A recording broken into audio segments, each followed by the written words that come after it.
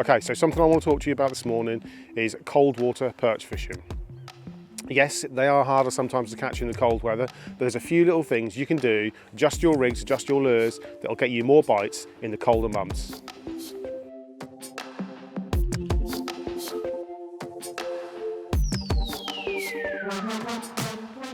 So let's quickly cover what a Ned rig is.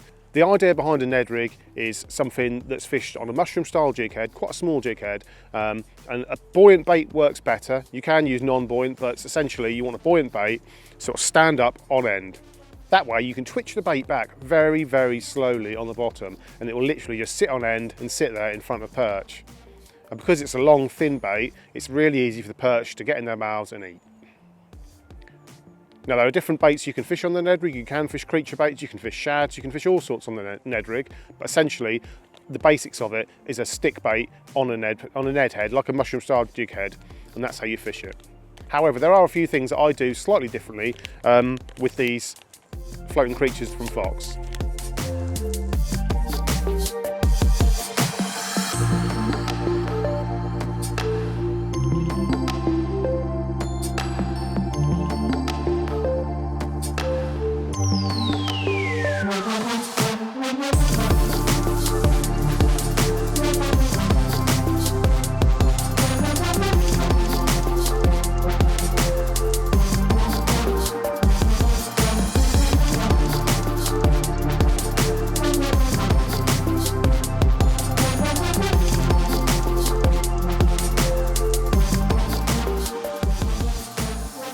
So for starters, you can use our Strike King Ned heads. Dead flat at the bottom, nice little keeper on them so the bait doesn't come off very easily. And these work absolutely superb with the Strike King Ned baits and some of our bigger creature baits and floating baits from the floating creature bait range. However, I like to use our micro jig heads. Now, there's a couple of reasons I do like to use our micro jig heads over the Ned heads, simply because they're a smaller hook, they're a bit more finessey, and when I'm fishing the Ned rig, it's nearly always in a finesse presentation. So you might say, well, they're not Ned heads, they've just got a normal round ball jig head. Well, that is correct. But what I find when fishing these in conjunction with our extremely buoyant floating creatures is that actually that rounded jig head that sits up absolutely perfect, and when you twitch it back, the roundness of the jig pulls along the bottom a lot cleaner and a lot better than a flat jig head. A flat jig head can sometimes grip on things and pull on things and get caught up, whereas these little round jig heads, these little 2-gram jig heads, are absolutely perfect in my opinion. Like I said, these baits are extremely buoyant and hold up these hooks very, very easily.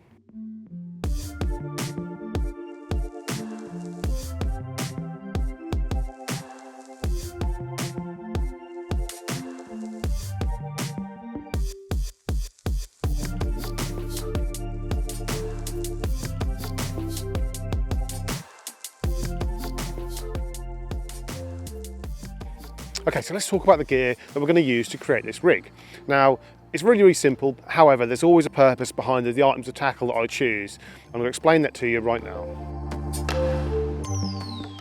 Let's start at the heart of the rig, and that's the jig head. I use the micro jig heads from Fox in 2-gram and 3-gram, but I prefer 2-gram a lot of the time. And the reason I like them is for the gauge of wire they're extremely, extremely strong. You still need a rod to suit that, which we'll touch in a minute, but they are extremely strong for the gauge of wire that you're using. And also they're extremely sharp. Okay, that's a really, really important part of the Ned rig. You have to have an ultra sharp hook. You don't want a hook that's a big gauge, that's a bit blunt. You need an ultra sharp, pin sharp hook for the Ned rig. And the reason being is those fish are literally going to hover over your bait and put it in their mouths, and they aren't going to move. You're not going to know they're there until you twitch the bait again. So you want a hook that absolutely gives you the most amount of hooking potential that you are going to need. So we've chosen the jig head, and now we're going to attach it to our fluorocarbon leader. And for the leader, I'm using our Strike Point drop and jig fluorocarbon in 018, which is about £5.11, I think. And that is more than enough for this style of fishing. Like I said, it's a finesse application. So we're going micro jig heads, we're going £5 fluorocarbon. We're really stepping it down a little bit to try and maximise the amount of bites that we're going to get on these cold, hard days. And when it comes to attaching the jig to the fluorocarbon, I don't like using a clip because I think, again, it's a finesse application, so I don't need a big clip that's going to look cumbersome and get in the way. However, I do want to keep that hinge in the rig like a clip would give you.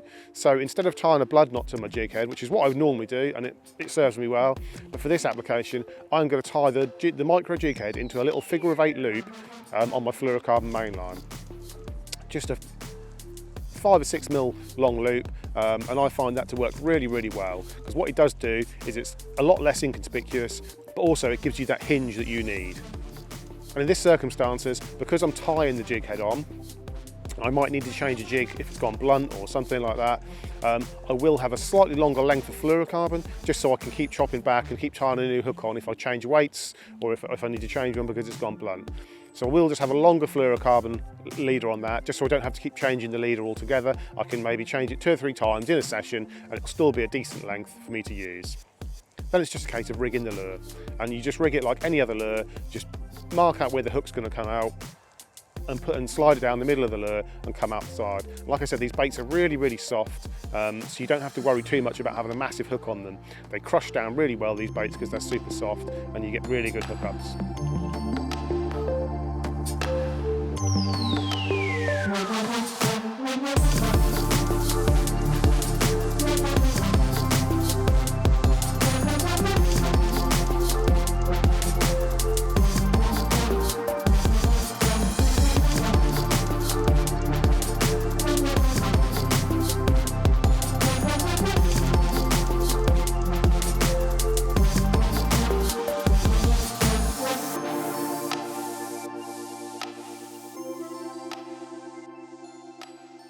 And like I said before, my chosen lure for this method is the floating creatures. And in particular, I love the swing ball. So the swing ball is basically based on our spiky shad, except it hasn't got a paddle tail, it has got a little ball tail at the end. So this 7cm swing ball has got a nice sized body to present the hook in, then it just tapers right off to absolutely nothing, and then right at the end there's a little ball. And like I said, because it's extremely buoyant, that stands up on the bottom and that little ball just waves around. You know, if you've got any flow, any tow like that, it'll wave around on its own. But like I said, with that little tiny 2 gram micro jig head, you can just drag that back super slow on the bottom, and every time that bait will right itself because of how buoyant it is.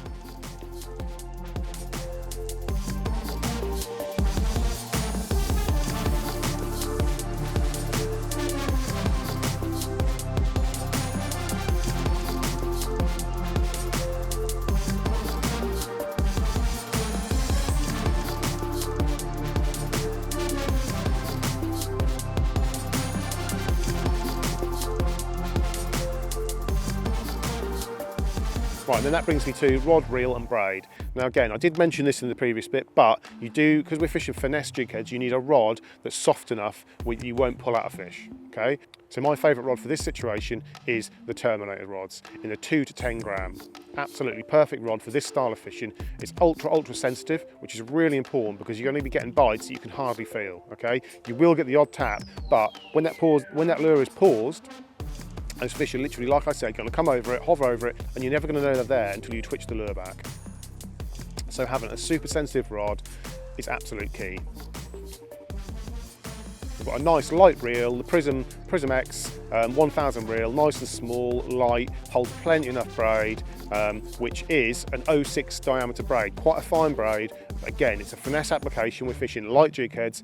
I don't want a lot of resistance on the water. I want it to get down where I need to get it down. We're nearly always going to be fishing this hard on the deck.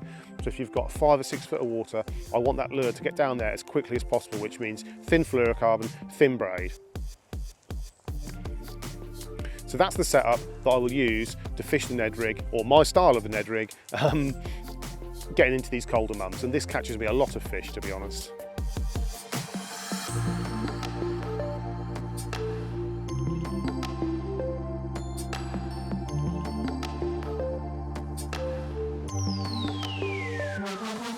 So that's the rig all set up, lovely and light, lovely and sensitive, really a joy to fish with, to be honest. So let's show you how to retrieve the lure. So we'll just cast the lure out. It's really important, get that bail arm clicked over, feel it down. I even put my finger on the braid so I can feel the lure all the way down. I'm watching the braid all the time. And as soon as it hits the bottom, just let it pause. Because the chances are, especially if there's a clear water about, then fish will see it from a distance falling and they'll come over to it straight away, and you might get a little touch straight away. Now, as you can see, I've got my finger on the braid. The rod's super sensitive. I've got my finger on the blank. It's really important. So I'm feeling the braid, the blank, and I'm watching, so I'm visually watching the bright green braid that's entering the water. A lot of the time you won't feel the bite, but what you'll get is a little flick in the braid. You've got to look for all these things. So this is maximising the potential of feeling that bite.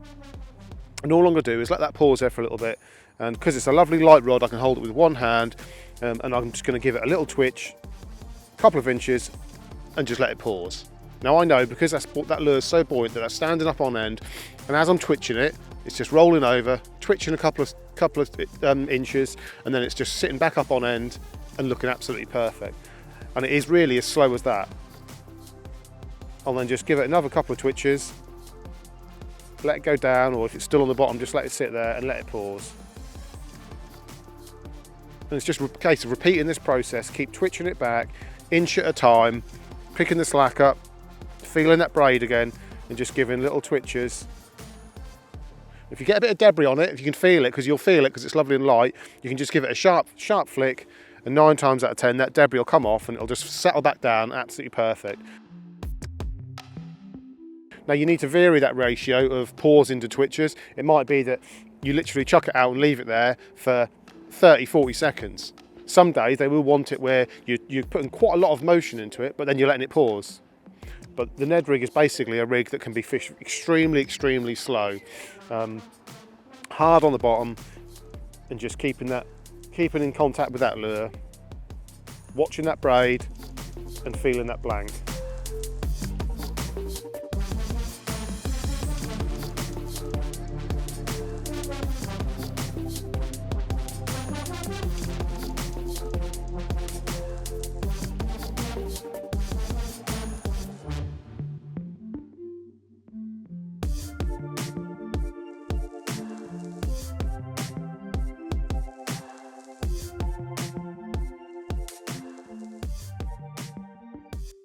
So it is worth noting that this technique is an extremely slow and patient technique.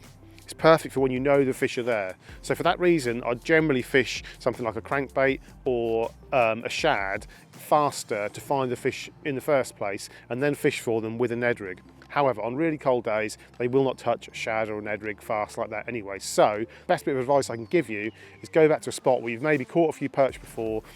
You know they're going to be there. If you've only got a few hours, you don't want to be walking miles. Get to a spot you've caught before, try the Ned rig, get it in front of their faces, be slow with it, be patient with it, and I promise you this will get you a few more bites this winter.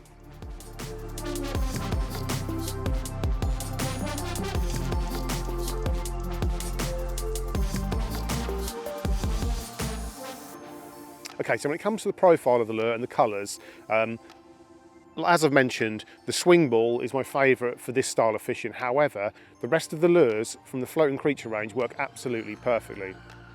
What you'll notice with our floating creature ranges, and this is intentional, none of them have swimming actions. So they're all meant for slow presentations when you're trying to get those extra bites. That is exactly what these lures are for. So none of them have got paddle tails, none of them have got swimming claws. They're all motionless, basically. But this lends itself perfectly to Ned rigging, because you want a bait that just sits there and has hardly any movement to it. So like I said, another great lure is the crayfish. 2 big claws on it that are flat, that don't have a lot of movement, but as you twitch it back, they just waft around in the water and are really enticing for those big perch.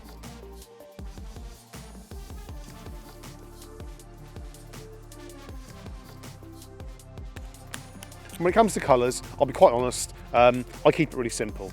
I'll always have a chartreuse, which is one of my go-to colours for like coloured water, or if there's any staining in the water, any sort of flood water that's coming through, chartreuse will be one of my go-to colours.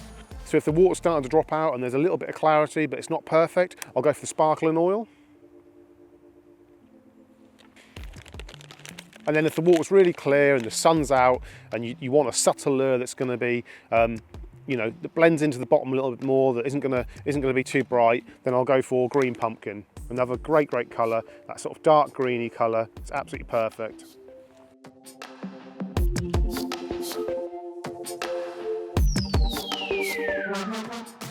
So there you go, that's my version of the Ned rig. A really simple rig that if you fish it right, if you fish it nice and slow, keep it on the deck, refine your tackle down, will get you a few extra bites this winter.